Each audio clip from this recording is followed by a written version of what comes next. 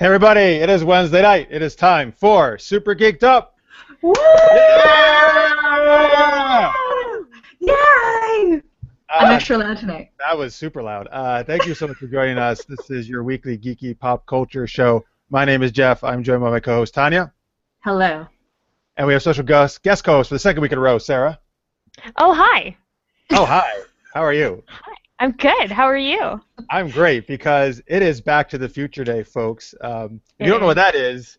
why are you watching the show if you don't know what that is? Yeah, October 21st, 2015, which is today, is the actual date in Back to the Future 2 that Marty, Doc, and Jennifer travel to. So we have caught up to the future. We are now in the future. It's very exciting.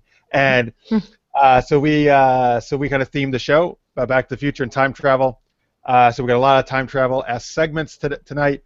And I actually was in the theaters watching Back to the Future today because they did special screenings all over the nation. So I'll talk about that a little bit. And we're of course, also going to talk about the new Star Wars trailer that came out. We're super, super excited and jazzed to talk about that. I'm excited. Yeah. And we got some other cool geeky stuff too. We're going to play some geeky games, and it's going to be a lot of fun. And we might have some guests joining. Their internet just died right before the show, which is always great timing for that to happen. But we'll see. If not, the three of us can fill a whole hours and hours worth if we need to. So it's all good. Completely. I mean, between Star Wars and Back to the Future, we could just talk for hours. Yeah, we'll do it like a 24-hour marathon. Actually. I don't know that I signed on for that. Oh, too late. That's what you get. Curses. Just all right, keep your kids home from school tomorrow. It's fall breaks. They don't have school, so we're good. We can go until Monday. I'm good. Sweet. Oh, awesome. All right. Cool. If you're watching us live, thank you so much. You can tweet us at SuperGeekedUp, #SGU. We always love hearing from you. We like to kick things off with the Geek Tweet of the Week. Sarah, what's that? Oh, my goodness.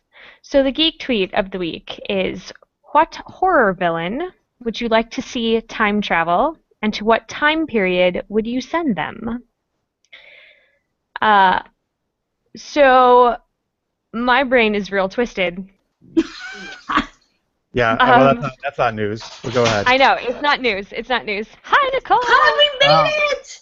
Here is our co-host Nicole is finally here. Hey, what's up? Hey! Hello.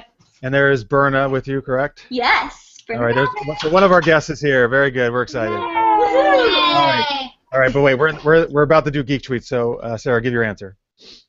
Okay, so I thought it would be hilarious if I sent Dracula to the distant future, where we no longer had need for our physical bodies and our consciousnesses were just like encased in machines. So he has no food?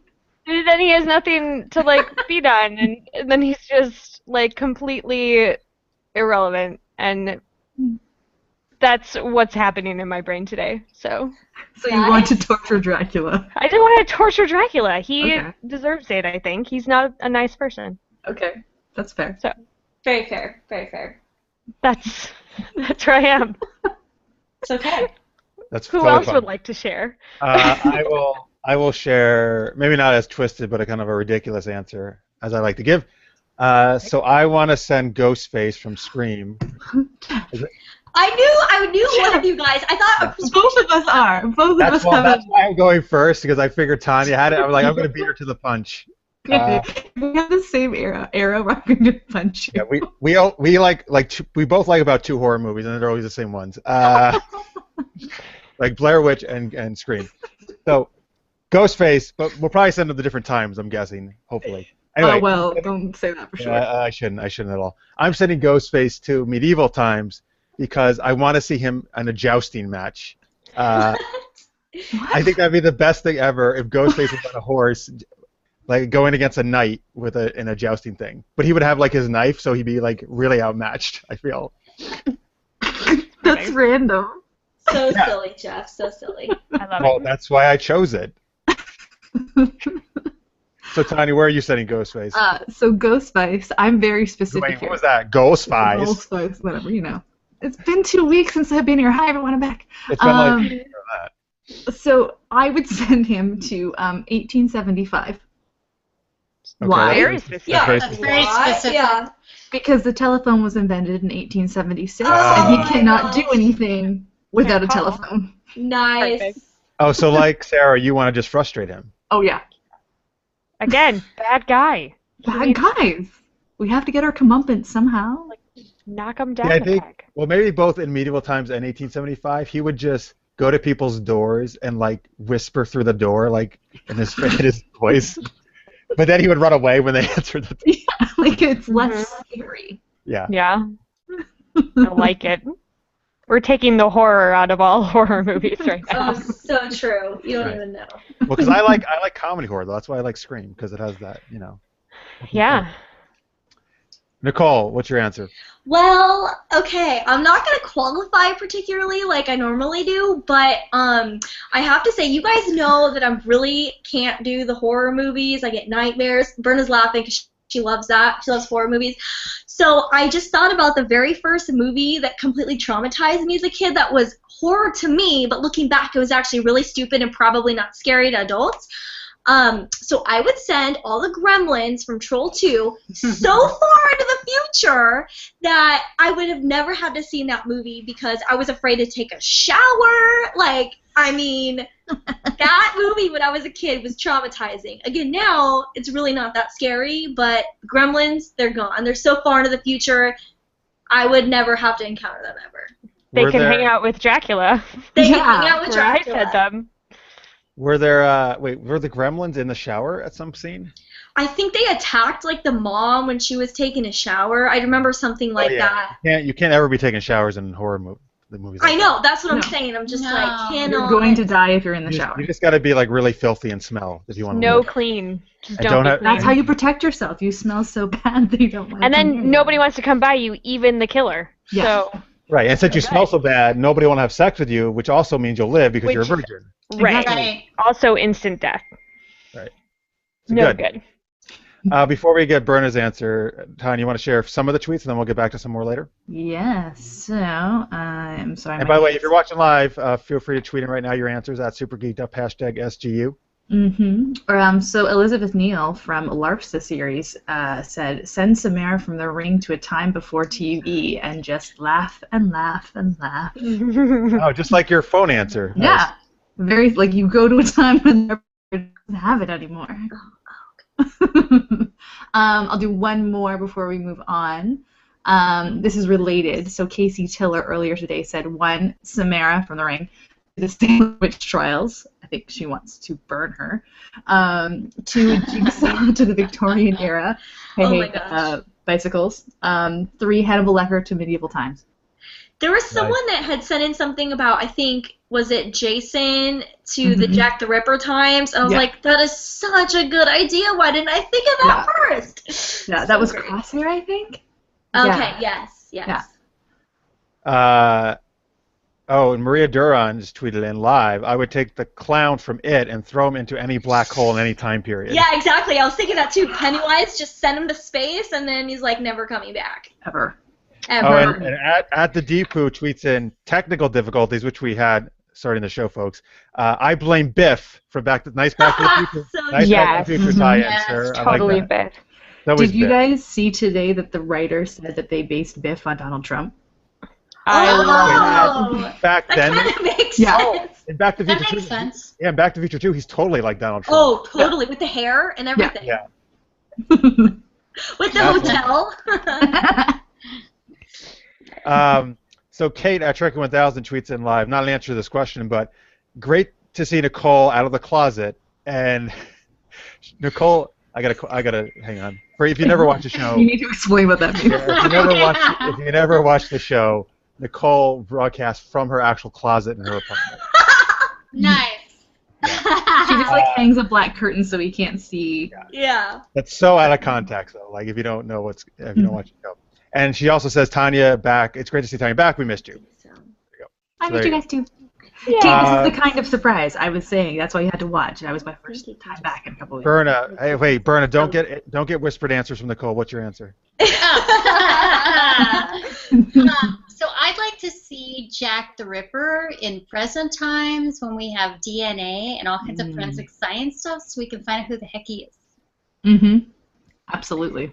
Nice. So we pretty much just want to foil all these villains' plans, or Yeah. My husband, because he also has a super twisted brain like me, said that he would like to send Jigsaw from Saw movies forward to the future, but specifically to the Tom and Jerry episode where they're on a spaceship with a Rube Goldberg machine. And because he likes puzzles, and he wants to just see if he was in that animated area, what would happen. All right. You two are a good pair together. It's true.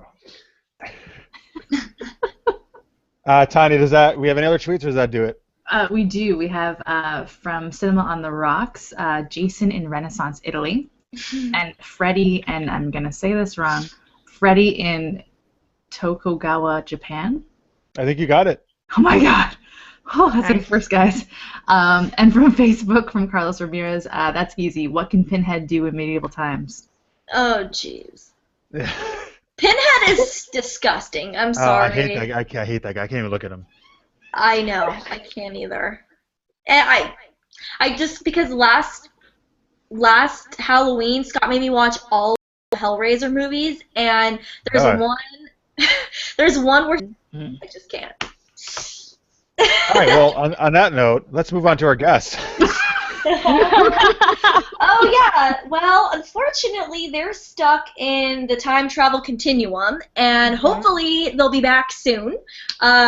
Remember, they're supposed to be coming to October 21st, 2015, but I know there's some funky stuff happening with the DeLorean, so hopefully they're going to be here any minute. But who we do have with us is a beautiful, bodacious Brenda Roberts. She's been on the show before, and she is representing the movie SLAW, and it's basically a parody on the SLAW franchise. Do you want to talk a little bit about the movie and how you got involved? It's a parody on the SAW franchise.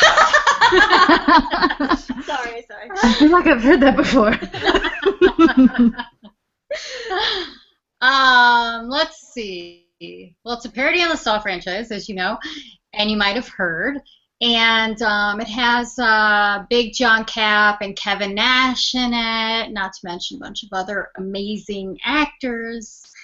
And basically, it's about a couple brothers that every time they go out, they have people are trying to stop their wonderful dining experience.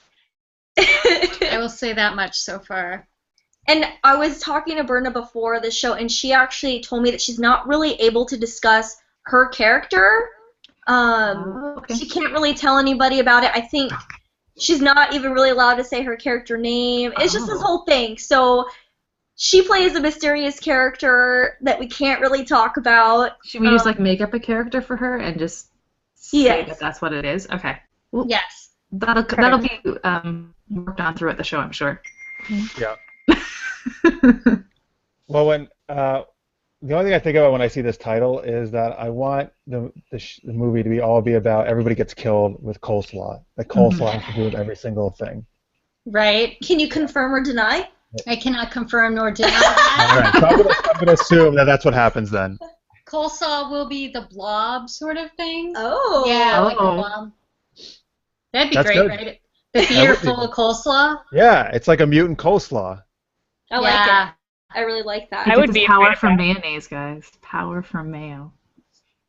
Absolutely. Oh my gosh. Well, do you know about I don't know if you know when it's gonna be released or anything like that? I think they're talking about a spring release, theatrical release. Cool. Yeah. So spring 2016? Yes. Amazing. And then do you know, is it going to be released in Atlanta first? That's where they film, was Atlanta? It depends on the theatrical release they get. Oh, okay. You know, they're hoping that it'll start out, I guess, they start out at certain theaters, certain, small release, certain cities, and then go from there. Cool. That's what I'm thinking. As the actor, they don't tell you much of that part until later. Yeah. So, yeah. Awesome. Is there a website or anything up now, or Facebook, Twitter, anything? There's a Facebook page for SLAW the movie. Yeah. No Twitter. So Facebook is SLAW the movie. I don't know if they have a website up, but it's BJK Entertainment. Okay, we're just gonna BJK Productions. We're gonna create a website for them and just put pictures of coastal up there. Yeah. That would be amazing. And pictures of you. It'll just be coastal and you. Aw. Coleslaw and me. Someone will Fabulous. build a portrait of you out of coleslaw. Oh no. Just like, yeah, it's gonna be very special. Somebody All right. has suggested that, so yeah, that's a good idea. I really did. Perfect. Somebody besides Sarah suggested that. Yes. Just That's did that. awesome. Berna is something with Berna and coleslaw is a marketing campaign. Yeah, like me in a bowl of coleslaw. There you go. I see where you're going now with it. Yeah. So instead of a cake, Yeah, Coleslaw. something out of coleslaw, yeah. Right. got it. That's Oh, It's supposed boy. to, like, That's mayonnaise is unique. probably good for your skin, like, Yeah. multi-purpose. You're gonna be and great. might help with the strength of your hair, which is what Certainly. mayo That's true. is made out of. I'm improvising. I love it. Excited to be a part of this plan. Let's do it. Yes, totally. We have a bunch of fun segments coming up, folks. We're gonna create a Back to the Future story on the spot, actually, in a few minutes. So that's gonna be fun. And then we're gonna do some more time travel themed stuff, some horror themed stuff, because Halloween's coming up, and we're gonna talk Star Wars new trailer, all that good stuff. Tanya, though, has a word from our sponsor first. I do. For the first time in a couple of weeks, I have a word from our sponsor. Oh, you're so which excited. I am. I haven't been practicing. This episode of Super Geeked Up is brought to you by Trek Fan, the world's fastest growing Star Trek fan club. For SGU viewers in the States, all new Trek Fan members will receive a cool Trek gift in the mail. Trek Fan membership is always free. You can join the adventure at trekfan.org. Awesome. Check it out. Check it out. Check right, it out. It is time. Yeah, we should add that. Check it out. Oh, that is really clever. I'm gonna write that down right now. Yeah. How have you not said that yet? I don't How know, long have they been your actually. sponsor? I know. We let them down. We really did. That's That's right. why Sarah's I'm here. here. Yeah. You're welcome.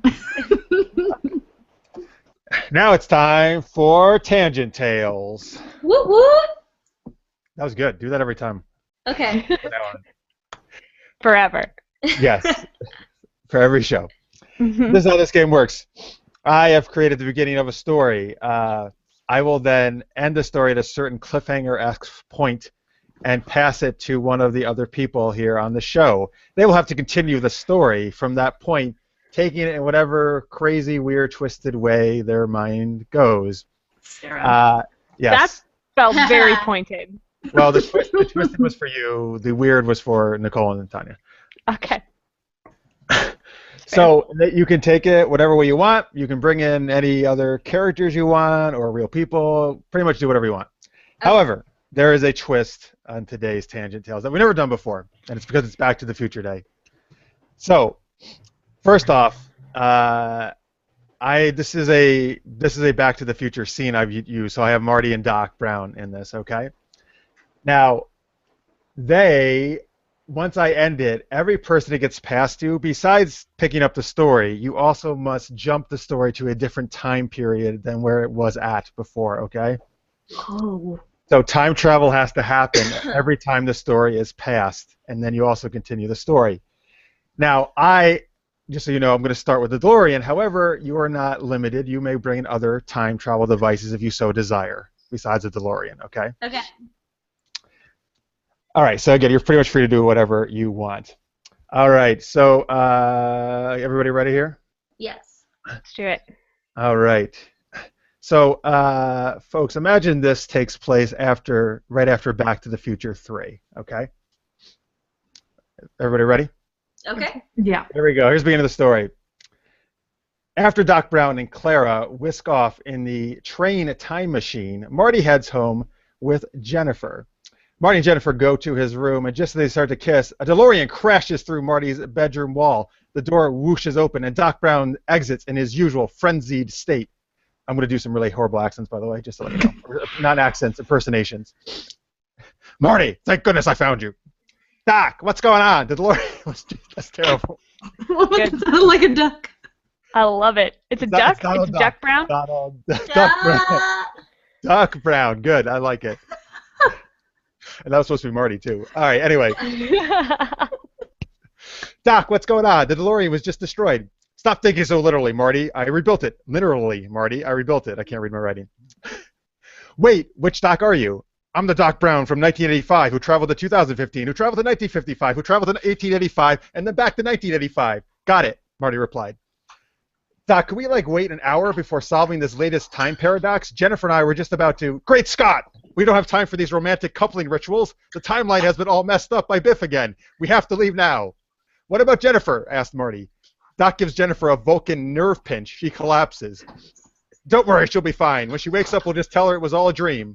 Again, Doc, I think we need a better excuse. No time, Marty, get in! The duo leap into the DeLorean with Doc behind the wheel. So, Doc, what time are we going to? To one I never thought I'd visit, Marty. We're going to... Tanya? Oh, yeah, I knew it. You should be prepared at this point that you're going to get it. I really should. Man, we're going to... oh, you see that pinch I just did? We're going to Stardate very many years in the future to the Starship Enterprise, where we have discovered that Biff has hacked into something called the holodeck. Oh. And he is slowly taking over different planets' technologies through the holodeck. He connected himself in with his brain. So we have to go now, Marty. Great Scott, there's no time. Planets are being destroyed. So they jump in the DeLorean, which is transported onto the transporter pad of the Starship Enterprise. It got bigger. Where they are greeted by Jean-Luc Picard, who's like, oh, I can't do a Jean-Luc Picard, I'm sorry. Thank God you're here. We needed someone who understands temporal paradoxes. And they all rush to the holodeck where they encounter Biff, who has plugged himself in to all of the different things in the holodeck. And he's starting to use that power to take down technology on the planet Vulcan. But just as they reach him to unplug him, things go poof. Whoa. Nicole. Whoa. Oh. All I know is that I'm Marty McFly and my brain has just exploded from all this crazy information. So what we're going to do is we're going to hop back in the DeLorean and we're asking Jean-Luc Picard to take us up to warp speed. And so he did, but he accidentally warp speeded the wrong way and we ended up into the prehistoric era. This is crazy. And Jean-Luc Picard's like, you know what? I'm getting out of here. So he basically pushes us off the transporter cargo bay and we're stuck in the DeLorean in prehistoric Earth. And there is dinosaurs roaming around, and all of a sudden this crazy pterodactyl just comes flying overhead and is trying to plant its claws into the DeLorean and scoop us up.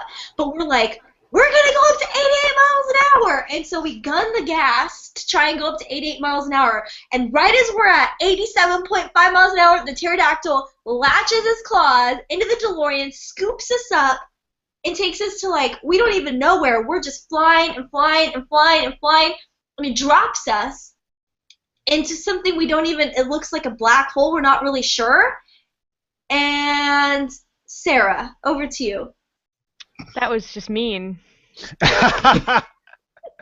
it turns out that when the pterodactyl dropped our intrepid adventurers, it fell into some tar pits, and they're starting to slowly sink, which is the problem, because they can't get out of the tar pits, and they have no gas left, and they climb out of their DeLorean, which, by the way, very difficult to do because of how the doors open. It's stuck.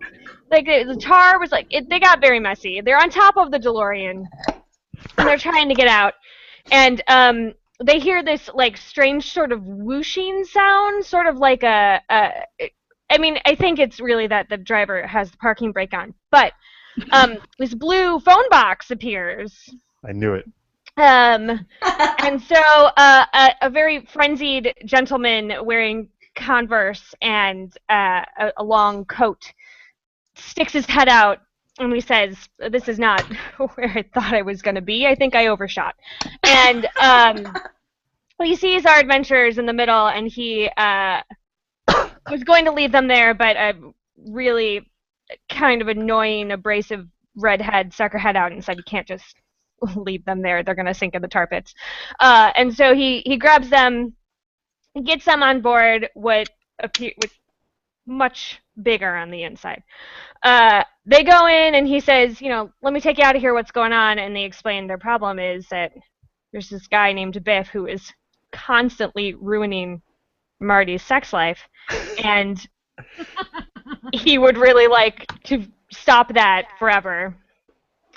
He does some strange sort of calculations. There's levers and screens, and they hop him to Hand it off.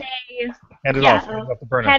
They hop him to Berna. Oh, Berna just left, so I'll just Oh, put it on Berna. That was sneaky. No, she was like, "I'm out." He's like, I'm not- And then we realized, this is from Berna, that we're on the Warner Brothers lot.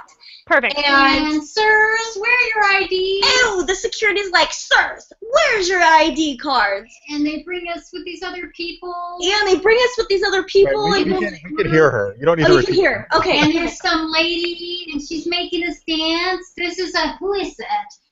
Ellen! Ellen, there's an Ellen, and she's making it. Oh, we better dance, otherwise we're going to erase the future. Perfect. And that's all she got. I love it. Is that the end? Is that the end? That's the end. That's the end. All right. So dancing saved the time. Dancing saves Space continuum. everything. Ellen saves the day with the power of dance. Yeah, she does. Exactly. I would like to see Doc Brown dance around. That would And be John awesome. Luke Picard as well. Mm-hmm. He was clearly there, obviously. Yeah, well, he got taken along. Well, until he kicked them out of the cargo Yeah. bay transporter. When I he think the warped, pterodactyl he may warped have in the also wrong been direction. Yeah. I I feel like John Luke Picard became a bit of a jerk at the end there, really. there. He was missing tea time. He was low on Earl Grey. He just needed a break, and I get that. Data's like, "Captain, what should we do with these two stowaways? Open the cargo bay doors and just eject them. Just make them go somewhere else. Yeah. Throw them into those tar pits." Yeah. Yeah, we don't need that. Put them over there. So true. I also like how warping in the wrong direction travels back in time to Yeah. the prehistoric era. Little does- did we know that yeah, was little did you know, the secret to time travel is going backwards at warp speed. Yeah, I've done a lot of research in my day, and that's what my research has Obviously. told me. Yeah. Awesome. Seems Cool. reasonable to me. It does. All right, so that was a fun game of Tangent Tales. Thank you, everybody, for playing along. We have some other cool stuff coming up. We're going to do some geeky news, Back to the Future, Star Wars, Martian, other games coming up. But first, we're going to take a commercial break. We'll see you back in a second. Welcome back from commercial break. Yeah, you're here with Super Geeked Up, and we are about to talk some geeky news. So, Jeff, I'm going to throw it over to you. Ba-da-bum, bum, ba-da-bum, bum, ba-da-bum, bum. Thanks, Nicole. Thanks, Nicole. I like to guess what you're doing every time we do a commercial break. So I'm going to say that was Dracula doing a musical. Is that what you were doing? Yeah. Okay, good. I like to see if I'm accurate. Yeah, Very good. with the consciousness in Yeah. in machine. Future Right, doing it. because Future Dracula. as he can't have blood anymore, he decides he's going to sing and do music. Well, Becomes a song it dancer turns at out the that tail. was always his hidden talent. He just never got to express it because people Makes were sense. always around distracting him. That's Blood. the thing. Yeah. It's an addiction Jonathan story, Harker. really. It's overcoming an addiction. It's what it is. It's inspirational. Everyone should go see it. 4 stars. I just want to say that At the Deep Blue has an additional insight into warping backwards. Okay. Backwards warping, why not? Superman the movie logic. Oh yeah, he flew around the Yeah, Earth. He flew around the Earth the opposite way, and that's how he went back in time. Yeah. That's where I was drawing from. Me and Superman were like this. Yeah, I've never seen you guys in the same place at the same time. You Actually might be Superman. Oh. Oh, that would be. Confirmed. She's just trying to take some sip out of her that would have thrown everybody off. Yeah. No one actually, would guess who he is. A genius disguise. It really is. I love it. So as I said earlier, folks, today is Back to the Future Day, which I'm very excited about because Back to the Future is one of my favorite movies of all time. If you were here at the top of the show, October 21st, 2015, which is today, is the date that Marty, Doc, and Jennifer travel to in Back to the Future 2. So many theaters, they were showing all 3 movies today. I went to the theaters today, and because I haven't seen them, obviously, since I was a kid in the theater, so I thought it was awesome to get to see them once again on the big screen. I saw the first 2. I saw the first half an hour of the third one, then I had to leave to come do the show. But I'd actually seen the third one fairly recently anyway, so yeah, that's all right. Yeah, you know what? It was awesome. So, you know, it's always, it's just like when they released Jurassic Park a few years ago, I had to go see it, right? Like anytime you get a chance to see it in the theaters like that, you know, it's just amazing. And it's kind of cool that there are some kids in there that the parents brought, and I'm guessing they probably were kids that had never seen the movie, and their parents were bringing it to them, like, because they loved it and seeing it for the first time, which that I super approve of is great, except that the kids were talking, which sucks. Oh. But wait, what are you? Wait, what's It's this? a Back to the Future shirt. Brenna's Oh wearing my Back to the God! Future. Yes. I tried to get one in New York City today because I'm down here, and like freaking no people sell them here, which is really annoying. But that's awesome. All right, we'll talk later, Bernie. You can tell me where to get a shirt. So anyway, yeah. So it was super cool to see them in theaters, and what's interesting about at the beginning of Back to the Future 2, before they started the movie, they actually showed what I believe was shot new stuff just for this screening. So they did like a new like hoverboard commercial type thing. Is that from Lexus? Mm-hmm. No, Did you see the Lexus one? Oh, the Lexus one's cool. Oh, I gotta see that. No. Yeah. Lexus really created a hoverboard. Like a skateboard hoverboard. Awesome. Oh, sweet. Yeah. They did. Christopher Lloyd actually recorded a new thing. Jericho, like how ridiculous they made like what each one supposedly was about. So that was like, I love that. That was like so clever That's cute. and awesome. Yeah. So that was really cool to see that because I didn't even know that was going to be part of the screening. And for me, like probably the coolest thing was being in the theater when they actually said like it's October 21st, 2015, and they show it on the screen, right? And actually being like, I don't know, it was just cool. Like, okay, that's actually what date it is now, and they're saying that like on the screen. So that was cool. And interesting to see, of course, you know, like what they portrayed then and what we actually have now. Like not all of it.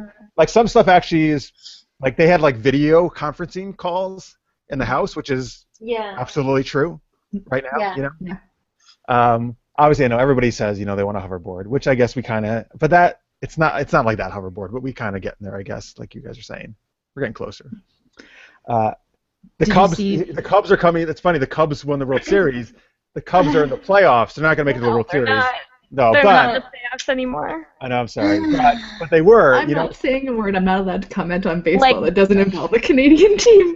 During the beginning of this broadcast, the They Cubs lost. were knocked out of the NLCS, which is just heartbreaking. But they came so much farther, like rebuilt the team. So in the movie, they beat Miami, which was funny at the time because Miami didn't have a team. but now they do, yeah. So but there's- now they do. So they predicted that right, and and the Cubs. Hey, this year is the best year in a long time, so they kind of came close on that. Yeah, kind of amazing. Like they came farther than anybody thought they would. It's the And, goat curse. It's a what? Well, The goat yeah, curse. the goat curse. That's. Ah.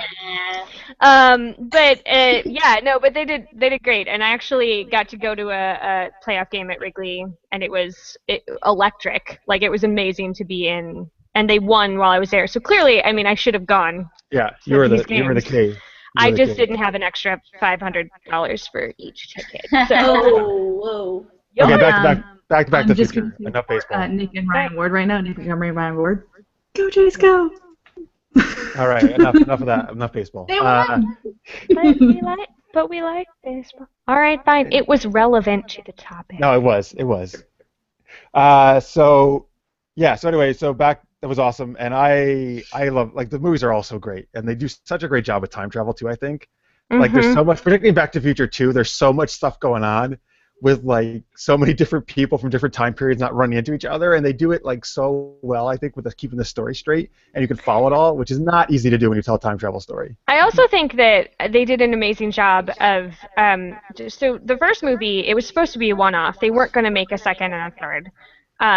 And then when they decided, like, there was this huge surge of popularity, and they decided to do a second and a third, and they shot them together, that the way they interwove what happened in the second movie with what happened in the first movie, and had to, like, reshoot things, and how they so seamlessly put it together, I thought was, like, it's because you can go back and watch the first movie and go, obviously they intended to have this all here, when they didn't. They just did such a good job of putting it back in. So I was thinking about that. Do you mean, but it wasn't the first movie, didn't they didn't have Doc coming back saying, we got to go to the future? Wasn't that already the original?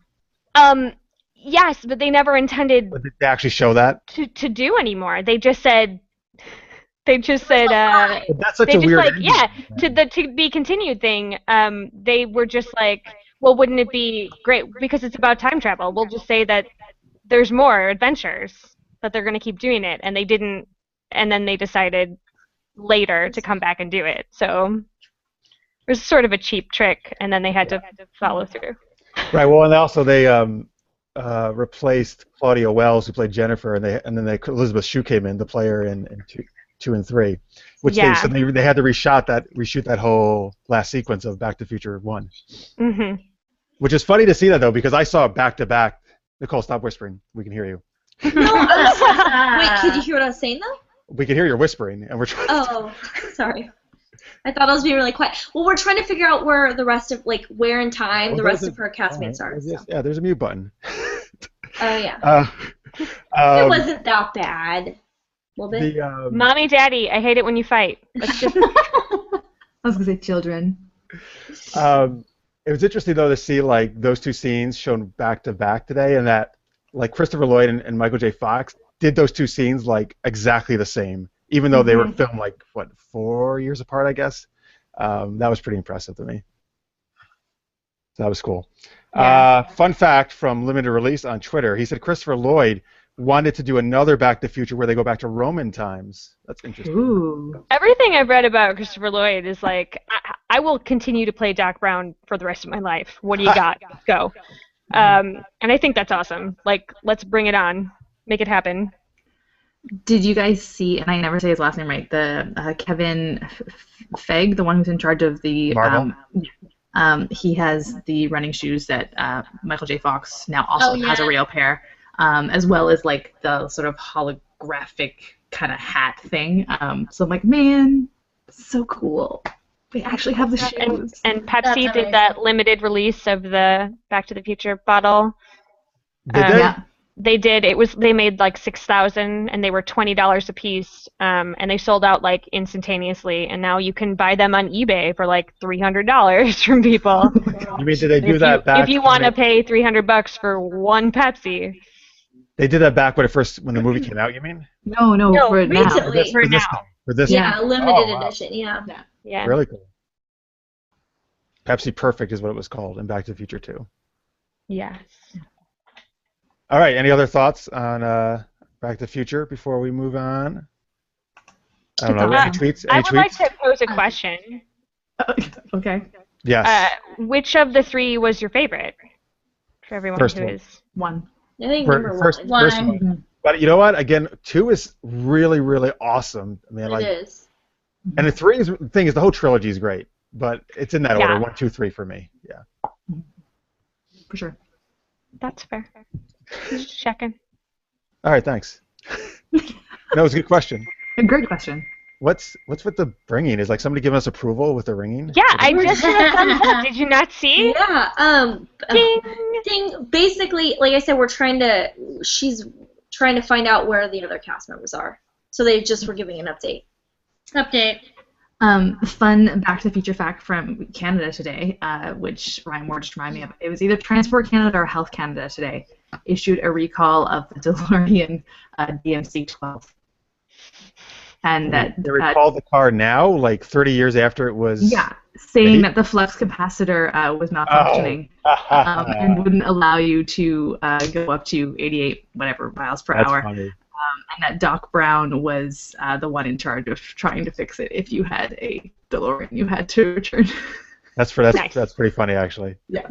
Nice. Yay. Maria Duran on Twitter says number 1 is also her fave of the trilogy. Yeah. I mean, they're all good, but I think, the one. Yeah, one's awesome. It's classic. It's a love story. No? Oh, yes, you're right. No, it is. Between George McFly and Lorraine. That's right. Oh, I love that scene so much, man, when he, finally, like, knocks out Bip with one punch. Get your damn hands off her. Yeah, that was cool. I also love... That was a good impression. Get your damn hands off her. We say that more than you would think. We quote Back to the Future a lot here. Nice. So, guys, one of my favorite lines of George McFly's is what he's walked into, a couple lines in that scene in the diner when he's trying to work up the nerve to ask Lorraine out. And first off,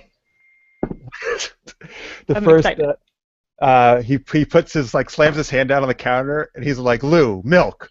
Chocolate. But then it slides in immediately afterwards, like it was already waiting for him. Oh yeah, on tap, baby. And then he just takes a swig and he downs it like that's his. Because that's like me, he's not drinking beer, milk to get himself revved up to ask her out. That's what I do before I ask her out. And then I say things like "You're my density," which is one of my favorite lines. You're my density. What? I don't know. I mean, destiny. Hey, Jeff. What else happened in the last couple of days? Oh, well, we're gonna let Sarah. Do you want to? Oh, Sarah, do you want to talk to them? What happened in the last couple of days? I mean, I can do it, but I don't want to steal it from you. So, they released the new trailer for the Star Wars Force Awakens. Yeah. Yes. I have such strong positive feelings about this movie that it's almost sexual.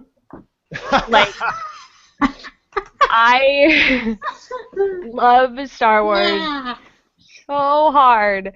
And goosebumps when I got the trailer. And my favorite part of the trailer, well, it's amazing with all of the explosions and the action and the running and the heart pumping and all that crazy shit. My favorite moment is this just tiny glimpse of Leia being held by Han, and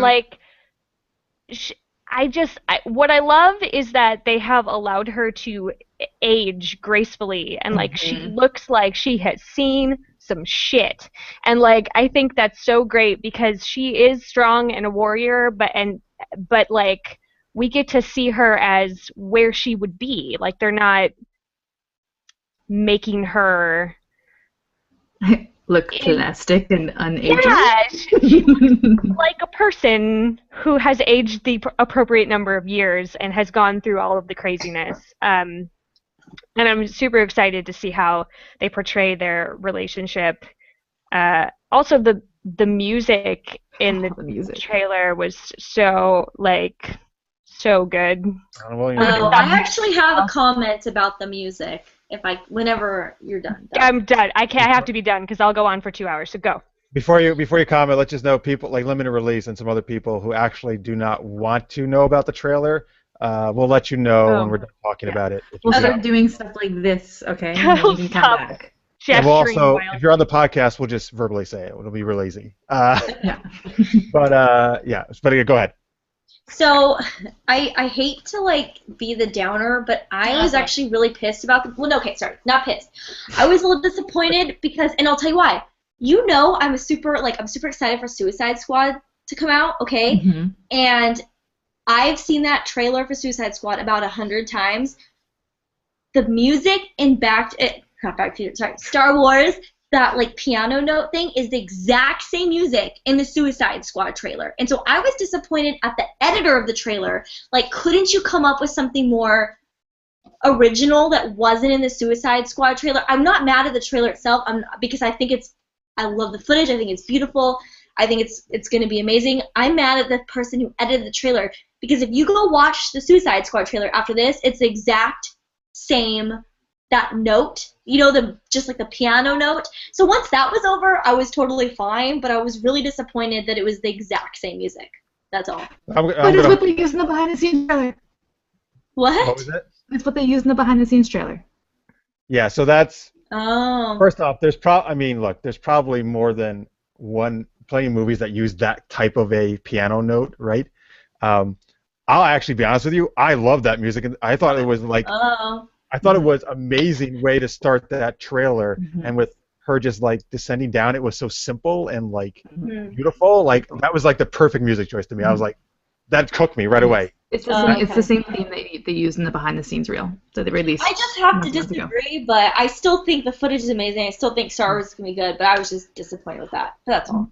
What I loved about it is when you take all of the teaser trailers and the behind-the-scenes reel that they released in June, maybe May. July. When did they did that? Comic-Con. Oh, yeah, Comic-Con. What they did in this, I guess, last trailer before the film, I think is what it's supposed to be. Yep. They built on all of the images that they've been teasing us with for months. So we finally saw more of that, like broadsword lightsaber. We finally had a bit more of an outline of the guy who's using it. We see more about Daisy Ridley's character, and they're using the same images that they hinted at without giving away all of the story. So now you're like, okay, well, why are they all standing in like Nazi Germany stormtroopers? Who is that dude worshiping Darth Vader's mask? Like all that stuff that we saw a tiny little bit of a smidge, and all of the stuff leading up to this point. They're like, here's more, but now you have to come see what it's about. And it was brilliant. It was great. It was. I absolutely love this. I actually cheered up watching the trailer. It was that powerful for me, and yeah, it's just amazing. I'm so excited. It's interesting that Daisy Ridley's character in this trailer almost looked like the main character of the whole thing, which I thought was awesome. Yeah. If that's true. I think she's like the lead. Like, and well, I it's think probably those three new, right? Her, John Boyega, and the John third, Boyega. probably like the new three, right? Three main people. Yeah. Have you seen their reaction to? I saw Daisy Ridley. Oh. It was great. Oh, she was precious. I know. She was like crying. I would have done the same thing. Like if I, you get to be a part of something so iconic, and then you get to see what just a hint of it, and I'm sure it's crazy emotional. It was also great to see, like those Ridley and Boyega's characters talking to Harris, Han Solo, and about like, but it also like makes little sense because they're talking about like we've heard all these legends. He's like they're all true, but that's like. I think that's the way it would be, right? Like, they would have no idea what actually happened. They would, like... Well, yeah. It's far enough in the future. All the other Jedi are dead or in hiding. Like... And they're all across the galaxy. They wouldn't know what actually happened. They would just heard all these stories, and they're like, you guys are, like, legendary. It's become myth, And even in A New Hope, right? I mean, at that point, it's all still myth, too, right? There's only a few people that remember it and know this skill. So even starting at that point, it's all a myth. So it's interesting to see that after all of those events, the general population is still like, no, that's not really true, which is interesting. Nick Montgomery is telling me that I naturally wave a lot, so I'm trying to keep my hands down. So here, tell me this, guys. The guy who looks at Vader's mask and says, "I'm going to continue what you started," is that the Adam Driver character, or is that somebody different? I don't know. I'm not voting sure. for Luke. If it's not, oh shit. See, here's the thing. My friend said that, and actually, honestly, he kind of ruined the whole thing for me. Because I do not want those kind of fucking predictions being made, like about. I'm like Nick on that. Like people, I hate that. I don't want to know that. I don't know why. For me, they were very careful not to show. Because Luke has not been in any trailer. I'm like, why is he the one trailers. person? Which makes me think that might be true. The only time we've ever seen him is the hand on R2-D2. Yeah. Like, we haven't seen like his face. We haven't seen anything. That was my immediate thought, was that it's Luke, but I don't know. I don't know. All right, keep those to yourselves. Those I'm wondering what I mean. I know when Disney acquired the rights, when they bought the rights to it, they threw out all of the expanded universe stuff, which is kind of a shame because some of the novels are amazing. Like, I would love to have seen them actually set this during like the Yuuzhan Vong invasion, because I think that would have been kind of amazing. And I'm sorry if I just out-nerded everyone in the group. I would love them to do the Thrawn. Oh, yeah. Those are my favorites of all time. Oh, good. But I think that what they're doing is absolutely amazing, though. So I'm yeah, totally but cool with I them doing can't their wait own to thing. see. And then they're also, they just put out a bunch of like supplementary material. Like, there's some like novels based on what happened between the two, like between 6 and 7, and there's a bunch of comics, which at the beginning the comics were not something that I was like super into because I didn't really like where they were going with them, but I think they've gotten a little bit better. And I honestly, even if they're awful, I don't care because they're Star Wars and I'm going to read them because that's what I do. That's a good thing to do. But I think I think it's not outside the realm of possibility for them to take Luke to, a darker place, and I think that could be interesting if they explore it correctly. That's actually one of the first thoughts I had when it was like we saw someone worshiping like the old Darth Vader. I actually thought was like, is that going to be Luke doing that? Mm-hmm. That was a thought I totally had. I mean, I heard people predicting that even way before this trailer. Oh, okay. But other people are thinking though, like, no, like Luke's got to be like the Yoda one now, the Obi-Wan Kenobi. Oh yeah. So I don't know, but they're keeping it very mysterious. Mm-hmm. Which is Luke. good. No, Abrams has done a very good job, I think, like you said, Tanya, of not revealing too much. Yeah. Although it's funny, like I've been talking to people, and like some people they think this trailer is gonna give away too much, so they just refuse to watch it. Probably like Nick from the releases. I don't think it really gave away anything though. It definitely gives away more than it has before, but I don't think. Yeah, I think it's still good. We still don't know the story. Like we don't. We don't know what's going on. Like, there's just. Hence why this is a conversation. Like, who's this person? What are they doing? And who's that person crying around? And blah blah blah blah. Why are they hugging? Like, you don't know what's going on, which is great. What did you guys think about because they released the poster like right day or two before, which I'm looking at it right now. Any thoughts on the poster? It's pretty cool, I think. Yeah, it's pretty cool. Yeah, it's beautiful. I love that it's in the style of, that like iconic pulp kind of posters. Mm-hmm. I think it's true to the franchise, and I think it fits right in with all of them. And I just realized I thought Daisy Ridley also had a dual wielded lightsaber, and so did other people. I realized she's just holding a staff, and it's the bad guy's lightsaber right behind her that makes it almost. But Boyega's does have a lightsaber, so of course there's still the question if he's a Jedi or not. Mm-hmm. Somebody's got to be though, right? Because Leia has those lines about like the Force is calling to you or something like that. Yeah. Let it in. Yeah. But then even like someone is asking her character, who are you? And then Daisy Ridley's character, it sounds like says, I'm no one. Mm-hmm. So you have to wonder, so why is she important that they're asking her that question too? Right, exactly. Yeah. I would love to see a female Jedi, to be honest. I mean, I know Leia technically has the Force, but we never got to see her do Jedi stuff, No. Really. So that would be cool. All right. So, like, anything? Any tweets? Yes. An answer to your question, limited release, as what level of spoilery is the trailer? Not at all.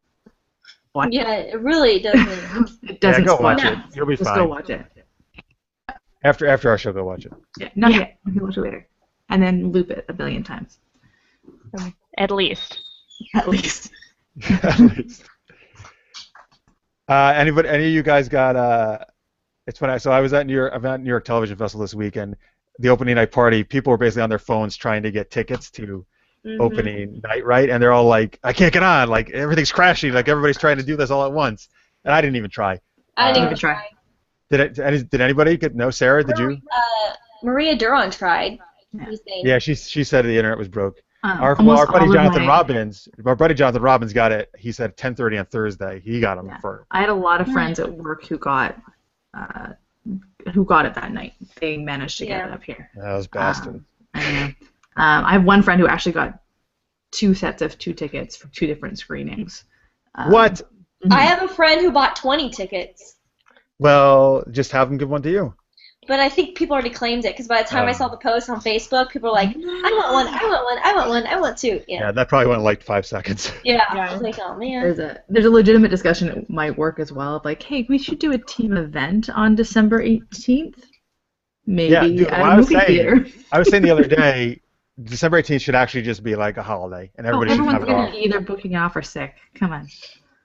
And everybody's going to know, though. Like, every boss is going to know what's going on. But Well, if your boss is cool, they'll be in the theater with you, so it won't matter. Oh, there's a quick story. So I was in grad school in University of Chicago when The Phantom Menace came out, and I skipped class to go see it. But my professor of that class would do Chewbacca impersonation, so I figured he'd be cool with it. Yeah. I was a senior in high school the year that it came out, and I went to the midnight screening the night before and showed up to first hour, and my teacher had also been at the midnight screening, and so the whole class just napped. Ha! Nice. For the first hour, she walked in and she was like, hey, it was music theory. And she was like, hey, look, I went to see Star Wars last night, and like half the class was like, oh my god, I did too, and she's like, cool. We're just gonna nap, and she just like shut the lights off, and we all laid down in the band room. It was rad. Aww. Did you at least play music for you guys so you could like nap with music? No. We didn't pretend that we were learning anything. We just like You were we were learning off in the corner. how to use the Force and meditate is what you were doing. I used a little Force trance to heal myself back up, and then I went to second hour. It was great. Sweet. Good use of time. I thought so. All right, I guess we should move on. We should. can talk about this We forever. should. From Star Wars. Moving from one space thing to another, Mm-hmm. The Martian with Matt Damon. Mm. I saw it last week, maybe the week before. Did anyone I've see seen it? it. I've seen it. Yeah. Seen it yet. What did you guys think? Or I guess Jeff, what did you think? I was really, really hyped up for this movie. I had very high expectations, and I liked it. I thought it was a very good, solid movie. It didn't, and maybe because my expectations were very high, it didn't quite live up to them. Mainly because I'll be honest with you, like, there's been so many good space movies I feel in the last couple of years that I can't help but compare it. Things like Gravity, which I think was just so amazing, to be honest with you, just blew The Martian out of the water, in my opinion. And even Interstellar last year, I felt I enjoyed better than this movie. Interesting. However, again, I'm not trying to diss the movie. I enjoyed it. I absolutely enjoyed the movie. It was good. I did feel that there wasn't really a lot of risk and tension involved. Like, I never really felt, to be honest with you, like Matt Damon was ever actually going to be in danger of dying. And that's my main issue with the movie. That there's a lot of cool stuff, a lot of great actors in this film. All the actors are strong. Yeah, that's great. And I felt like, well, I would have liked to see more of that, like actual being fearful, like, oh my God, like he's actually, like in Gravity, the whole movie. I've never had a movie where I was tense the whole movie in my seat. Oh my God, is she gonna make it through this? No. Right. So very different movie than that. But anyway, those were my thoughts.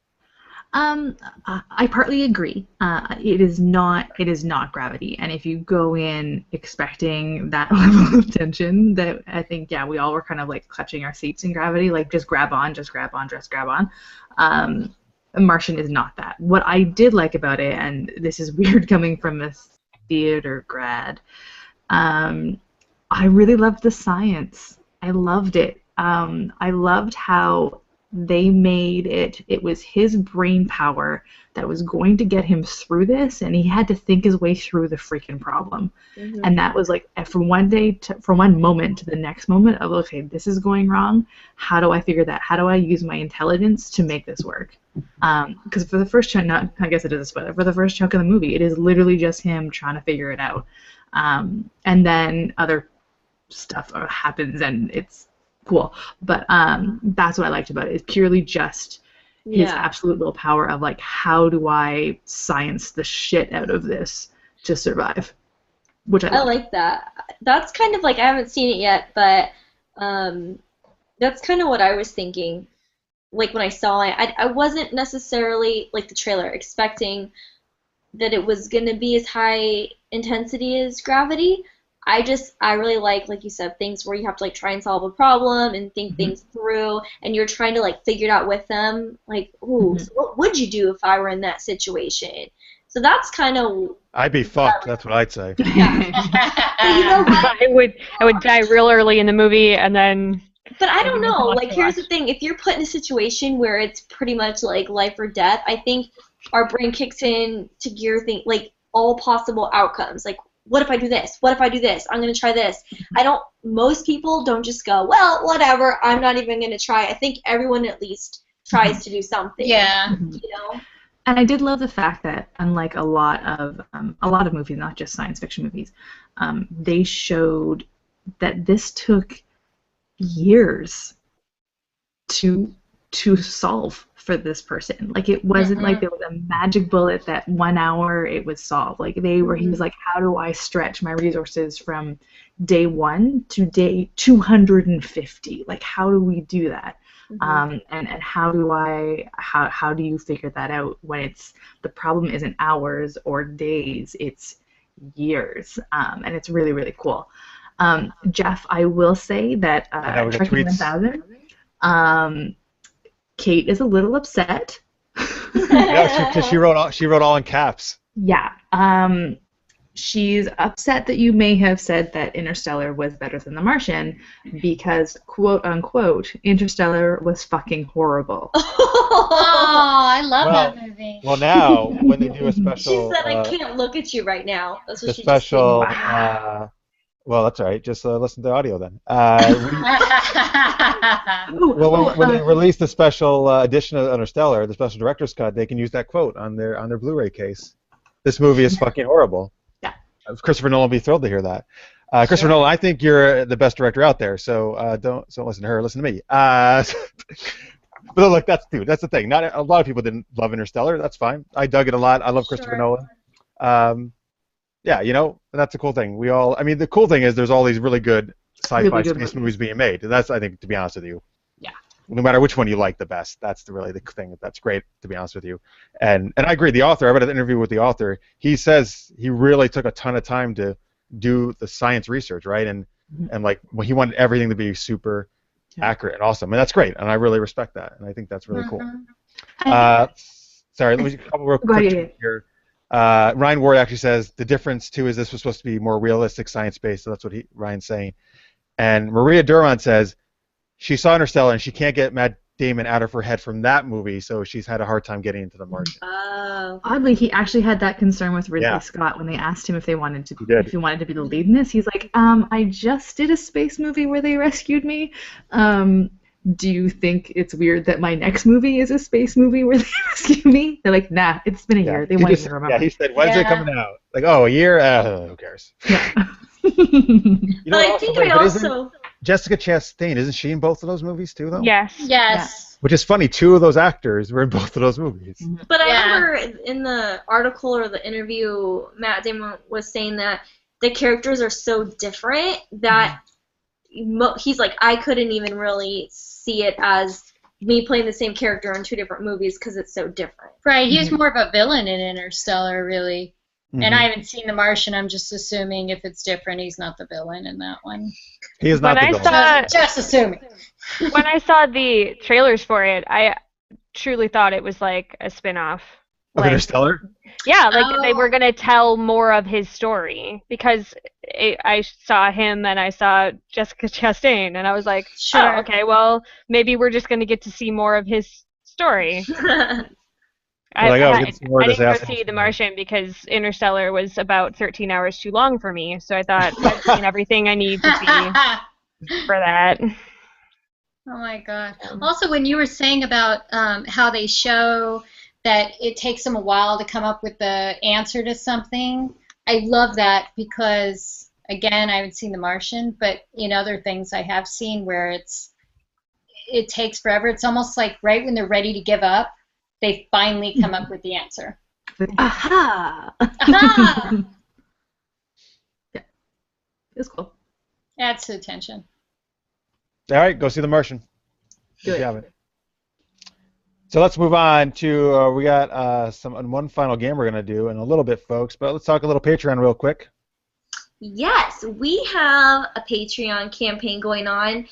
So if you guys haven't been able to check it out, we love it if you could check it out. It's patreon.com/supergeekedup. We have a really crazy, really silly, that we took a long time. Tanya wrote it. It's amazing. It's a really geeky video. And really what we're trying to do is just kind of upgrade our audio and our video quality. And like tonight, we're having so many technical issues. And once we reach that milestone, we'll be able to move off Google Hangouts and try a different live streaming service. And we're really excited to be able to do that because we want to stream to you in full HD glory. We don't want any more hiccups. We don't want to be stuck in the time-space continuum. So if you have, even if you just have $1 that you want to donate, that's amazing. Or if you can just share the video or just check out the page, we would really, really appreciate that. And that's, again, patreon.com/supergeekedup. And thank you to everyone who has donated and shared. That's amazing. If Google Hangouts let us time travel, though, I'd be all for keep doing this. Yeah. Well, yeah, if they let us time travel, but, I mean, not to be stuck, though, in between times. Mm-hmm. That's not good. Yeah, True. limbo's bad. Yeah, limbo is bad. Because if we could do time travel, that means like Jeff and I could be doing the show early Mm-hmm. with you guys. Yeah. You could time travel to Los Angeles. Yeah. Yeah. That seems like Well, that's more space travel. That's more location travel, I think. But we could do like. I think we could just get on a plane and do that. Right. That's true. Stop being logical, Jeff. Yeah, come on. I also love, like, if we have a time machine, let's just travel 3 hours backwards so we can be in Pacific time. That's all we're going to do with it. Yeah, it's like Hermione used the time turner to just take more classes. Oh, yeah. Well, how lame is that? Well, that's Hermione for you. Useful at the end. Come on, guys. That True. was- Very true. Tanya, what else? What special Patreon thing do I need to mention? Hashtag Brand Chant with Maria Duran, which is awesome. So Maria Duran is one of our other awesome Patreon supporters. We actually took part in one of her brand chats, a month and a half ago, on Wednesday mornings, 10 a.m. Central, 11 a.m. Eastern. And she curates a Twitter chat all about branding and what branding is. And every week it's a slightly different topic. So the week we were on, it was about branding on the web. I've seen others about branding in government. It's a really great chat, very interactive, and Maria does an unbelievable job of facilitating and moderating that conversation every Wednesday morning. So for sure, check out hashtag BrandChat on Twitter, @BrandChat, and follow on that conversation every Wednesday. It's really educational, there's so much information about that every single week. Tune in, it's great. 11 a.m. Eastern for Brand Chat, 11 p.m. Eastern for us on Wednesdays. Yeah. Two cool things. You don't even have to learn new times. Nope, you don't. It's 11. Think of the word 11. All right, we are going to do a game of One True Pairing right after we come back from this commercial break. We'll see you in a second. Hey, welcome back from commercial break. You're here with Super Geeked Up, and we're about to play One True Pairing. Mwah. That's like how because it's like romantic pairings. I see, yes. I got it. That makes sense. So how does this game work? So this game is kind of like character cage match, but instead of them battling out to the death, they're trying to battle it out to win each other's affections. So so Tanya's gonna lead one round, I'm gonna lead another, and the first round is gonna take place. You can pick a character from any movie or TV show that is set in the future. Oh wait, that's my round. Okay. That's your round. Okay, and then the second round with Tanya is a character from any movie or TV show that is a movie monster. So everyone's going to pick a character, and then the Game Master will reveal theirs, and then everyone has to argue why their character would make the best one true pairing for the Game Master's character. Oh, so we have to announce them before you tell us? Oh, yeah. That's Oh, what makes that's it Because I difficult. have a couple. We have a couple mine just in case, so we don't get the same one. Oh, I see. Yeah. Oh, so I guess I can start my round, right? We'll do a character from any movie or TV show that is set in the future, and just kind of like a caveat. If, like, for example, for Back to the Future 2, we already, pretty much passed October 21st, 2015, but that still counts because at that time they had set that universe in the future. So even if that time has actually passed, as long as it was initially set in the future, that character will still count. Oh, Got it. interesting. Yes. I was Okay. much more strict with my picking of things. I was like, oh, that date has to be. So who's your character then? Yeah, who's your character? Are we doing the future one or the monster one first? Future one. Oh. Furiosa. From Mad Max? That's a good Okay. one. Very cool. Okay. So, Jeff? I've got two, but I think I'm going to go with Jean-Luc Picard. Very nice. Very nice. Sarah? River Tam. Ooh, I almost did that. Love. You almost have a leg up on this one. Berna, what about you? I'm going to. So this is great. So my character, like this isn't that much of a surprise, is Morpheus from The Matrix. Should have known. I should have known. So you guys have to argue why your character makes the best romantic pairing to Morpheus. So who wants to go first? Jean-Luc Picard is obviously Didn't pay attention at all. the best romantic pairing with Morpheus. So first off, they're both the leaders of their respective groups. Jean-Luc Okay. Picard is the captain of the Enterprise, which is the flagship of the United Federation of Planets. Morpheus is the leader of the humans and whatever, the freaking rebellions against the machine. Well, at least that section of them in his ship before we get the stupid sequels that shouldn't even exist. So they are both excellent leaders. They both have amazing enunciation and speaking voices. So I feel these two would just be able to talk to each other for hours on end and just have such amazing conversations. They both come across as very intellectuals to me, right? They're very stimulating conversations. And I think, look, sex is always going to go so far, right? If you want to have a long-term relationship, it's got to be somebody you can have awesome conversations with all the time. And I think these two would definitely have that. Morpheus is an awesome expert at kung fu, as we know. Jean-Luc Picard, even though I know he usually uses diplomacy, but he's no slouch in a fight. He can take care of himself when he needs to as well. So I think these two are just very, very well suited to each other. They have many of the same skill sets and interests, and I think they'd be a great match. So basically what you're saying is those who work out together stay together. Sure, I wasn't thinking they could work out, but they could work out together. That'd be cool. They could go to the holodeck. They could take Worf's calisthenics program together. Nice. See.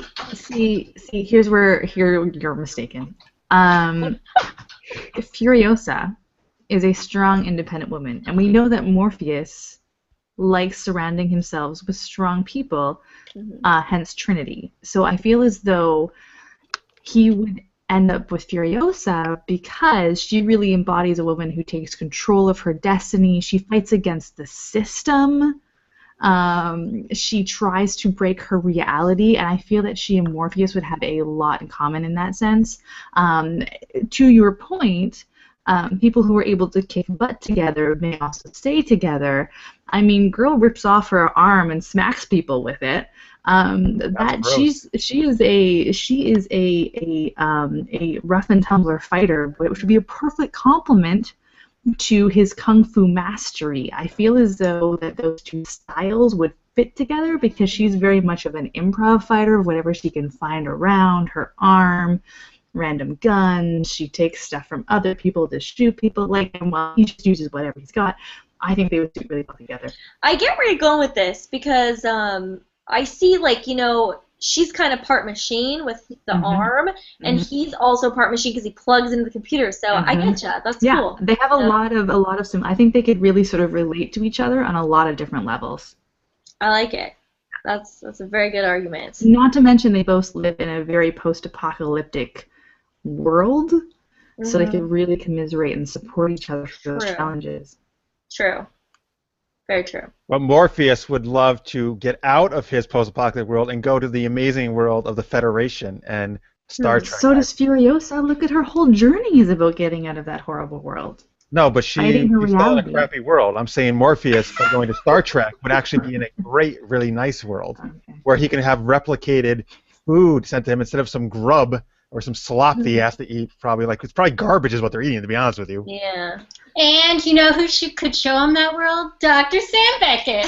Because he's a time traveler and he has a big brain and he's very sensitive and he uses his brain power while Morpheus uses his body. Oh. And let's not forget how handsome he is.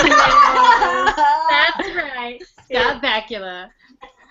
Nice. He is very handsome. I definitely agree with you. Well, you really had the props handy there. She did. She's like pulling him up all the time. I'm like... Wait, so we got to hear about River Tam now, right? Yes. I think clearly River Tam is going to be the only one left because she's going to kill everyone else with her brain. So, I mean, they presented, valiant efforts, but she's just going to take over. Also, she kicks all of the ass, so if we're going to go with that he needs somebody that can keep up with him in a fight, she can clearly keep up with him in a fight. But she also does that, broken doll, where he would feel like he would maybe need to be able to take care of her too, sort of up his masculinity a little bit. I know you just killed an entire room full of people, but now you need a hug, and I can do that for you. Also, I would argue that the arguments that Jeff said about why he should be with Jean-Luc Picard, how they're the same person, it's not. I mean, you don't want to be with the same person as you. That's kind of masturbatory. You want to be with somebody who compliments you in a good way. That's my thoughts. You guys gave on some that. very, very good arguments. Before, Any last words? before Nicole gives her decision, by the way, please feel free to tweet in who you think is the best on Twitter @SuperGeeked hashtag SGU. And Maria Durant says, Quantum Leap, haven't thought about that show in years. Thanks. It's a great show. It's a great Yeah. show. All right. I think I actually have the winner in my mind. I have to say. Just keep it there. You don't need to Okay, share it or okay, I anything. won't tell anybody. I'm going to just try and psychically link it to Telepathy, you. yeah. Yes. Well, actually, at first going into this, I was a little biased, like River Tam, I love Firefly. But I think based solely on the arguments, it's really tough, but I definitely think Furiosa is the winner. Hells yes. And you know Nice. what? There's Ripping something off that a you mechanical arm works. Well, but you know what? It's something that Jeff had said to counteract what you had said that made me think, because Jeff was saying, for Jean-Luc Picard, he would get him out of this really crappy world, right? But the thing that Furiosa and Morpheus have in common is they're both the ones that are trying to fix the world that they're in. Mm-hmm. And that, I think, is what he would rather do, is be with someone that they can fix the world that they're in. Mm-hmm.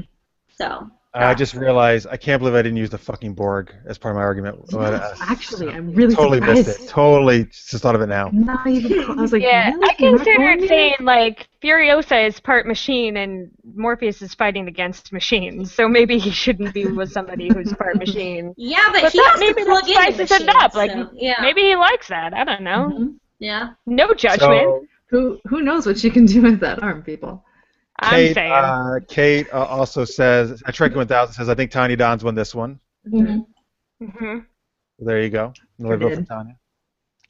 Tiny's like, yep, sure did. That's right. Great. Although I You like could the see my mic, props I'd for drop Scott it. Bakula. That was good. Yeah, Well, that's good. It's very rare that we have I know, I how should've- cute he is. I should have. Also, did you see how precious? All right, so it's monster movie time. Yes. So for this one, we're able to pick any character for a movie or TV show that is a monster. Oh, man. So who wants to state their? I'm sticking with my ghost face. I think, can I pick, Is he a monster though? That's just a Yes. person. I don't care. He's a horror movie villain. So Oh, Okay. all right. I'm going to go with, Alright. it's kind of like a different aspect of the monster, but I just started watching iZombie, and I'm going to pick the main character. I forget her name, but 'cause she technically is a monster because she's not Carly anymore. Yeah. Huh? Is it Carly? Is that her name? That doesn't sound right. That doesn't sound I don't right. remember. I know who you're talking about, the blonde one, right? Yes, the blonde one. Yes, Okay. I'll look it up while we're talking about this. All right. I also, if I need to choose a monster, I can do one too, but keep going. Sarah? I'm going to go ahead and just self-sabotage and say I'm going to choose the giant ants from them. Okay. Verna? I'm gonna pick the creature from the Black Lagoon. Ooh. I'll tell you a story when we're done the game. Okay, wait. Wait, do you want me to choose an actual monster, or do you want? It's up to you. Ghostface is fine. I was just giving you shit. I would say All right, well, no, but you're right. Technically, according to the rules, that is correct. But all right, I'll stick with Ghostface then. So my monster of choice is Frankenstein. Mm-hmm. I had a feeling. I almost chose him too, actually. Yeah, me too. I had a couple of options just in case someone. Yeah, I was like, I want to pick Frankenstein, but I'm pretty sure someone else is gonna pick him. So who wants to woo Frankenstein? Who doesn't? Right? Frankenstein is just amazing. I think that Liv, I just looked up her name. Her name's Liv. She would make a really amazing match with Frankenstein because they're kind of both in a weird situation. Frankenstein kind of got brought into this world, and it wasn't really something that he asked for. And the same with Liv. She was turned into a zombie. She didn't really ask for it. She's still learning, like, what her limits are, what she has to do. And I think Frankenstein very much has to go through a learning process, too. I think they could help each other out. They could go through this learning phase together. They could really support each other. And I'm gonna go on a limb here. I can't really remember what Frankenstein eats, but let's just say that he eats brains. Well, Liv has really worked hard to figure out the best way to eat brains and to make it taste really good. So I think she can help prepare really good meals for when he has a long day in the laboratory. You know, she's also a medical doctor, so I think that really good match. I mean, he might be going like, but I think she could kind of figure out from his moans and groans what's really going on because she's used to the patients giving moans and groans. So that's what I think. They can communicate really well. Okay.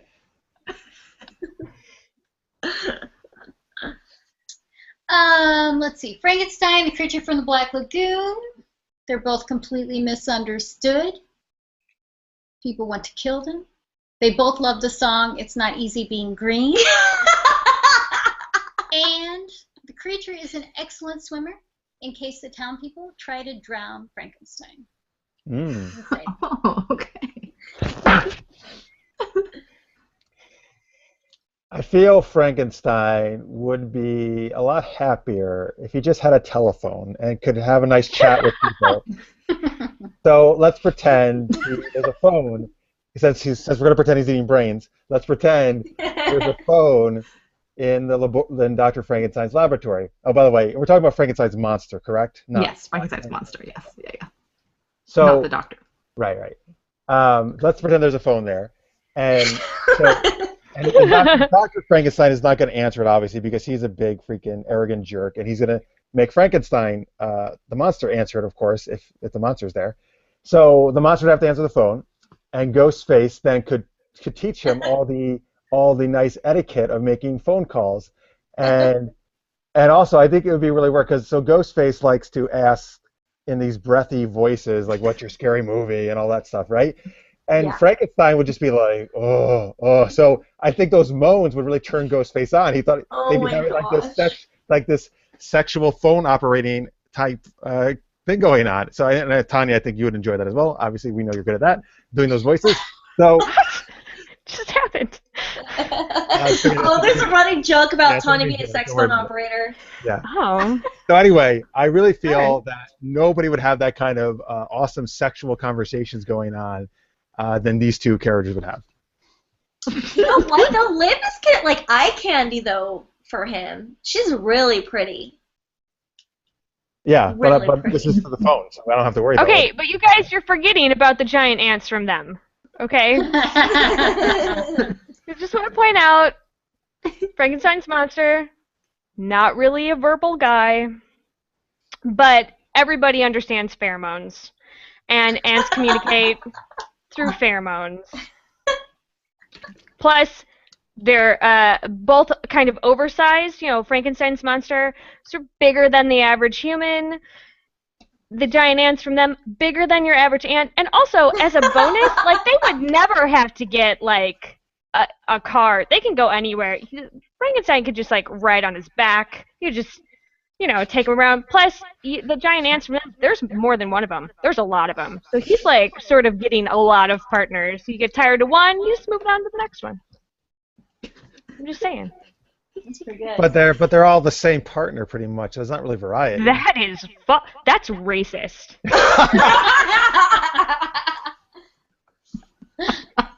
How are they different?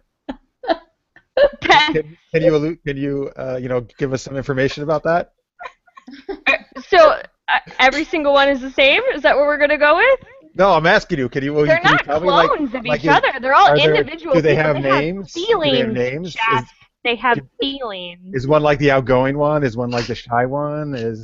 Obviously, they all Like the have dwarfs. different strengths. Who's your Yes. favorite one? Of the giant ants? Yeah. My favorite one is the one that steps on you.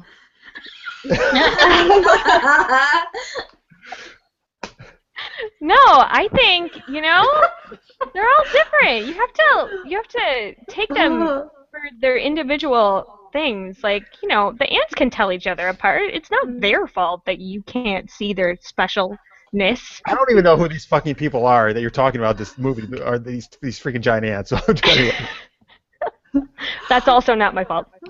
That was awesome. Yeah, all right. Who's the winner? It's challenging because there's the prospect of polygamy of insects. Right? That's not going to lead to a very healthy relationship, I feel, though. Crazy phone sex with Ghostface. Dining on brains with Liv, I think is her name. Or escaping a mob of angry villagers across the lake is what is in store for Frankenstein in all of these matches, which, I mean, those are all wonderful things to experience. So I think I'm probably going to go actually for Creature of the Black Lagoon. Oh! Here's why. Not only can he escape across the lake when they come after him with pitchforks, and they're both green, but they also come from the same time period of movies. They're both creature features. I feel as though they would understand their classicness. But I will say I almost went with Ghostface for this reason only. Frankenstein the monster has daddy issues. Huge daddy issues. Yeah, hell yeah, he does. Having Ghostface trying to teach him how to use the phone, I think he would have been like moony over that. Aww. Ghostface would have been the bad boy boyfriend that Frankenstein dates in high school before he grows up and dates Creature of the Black Lagoon. Truth. Okay, I'll take that. I'll accept That's my thought. So Kate, once again, at Trick 1000, agrees with you that she thought Burner won. So there you go. Mm-hmm. And then at the Deep, who has some cool tweets coming in. To Sarah, were you describing ants or boy bands? Why not both? And then, yes, Deepu sums it up. The choices are zombie sex, phone sex, or insects. There you go. Good stuff. All right, that is one true pairing. Let's see. So we're going to about wrap it up for tonight. Before we go, we want to actually have Verna once again tell people where they can check out SLAW. And also any tweets, any Twitter, or any other links for yourself that you'd like to share. So SLAW the movie, a parody of the Saw franchise. You can check out our Facebook page. It's SLAW the movie on Facebook. And you can see all of our updates there. And look forward to our theatrical release throughout the country. And then where can people find you personally? Oh, you can find me. I'm at Berna Roberts 11 or you and 2 other awesome shows formed on Blog Talk Radio. SFP Now and Genretainment are part of that with us. And you can go to blogtalkradio.com/League of Geeks and find all those awesome shows there. So if you don't have a chance to watch the video version, you can listen in your ears and have a good time. Right in your As ears. opposed to your nose. Right? Exactly. Yep. Okay. So, all right, that's pretty much it. At Super Geeked Up is where you can follow us, of course. Please keep tweeting in. Even if you're watching the show in post or listening in post, we love to hear your tweets and your comments and all that good stuff. And, yeah, that's pretty much it. Thank you so much to Berna for being on. Really appreciate it. Yay! Thank you guys for watching live, or if you're watching or listening in post. You guys rock. And we will be back next Wednesday, of course, 11 p.m. Eastern, 8 p.m. Pacific. Until then, stay geeky, everybody. See you next week. Bye. Bye.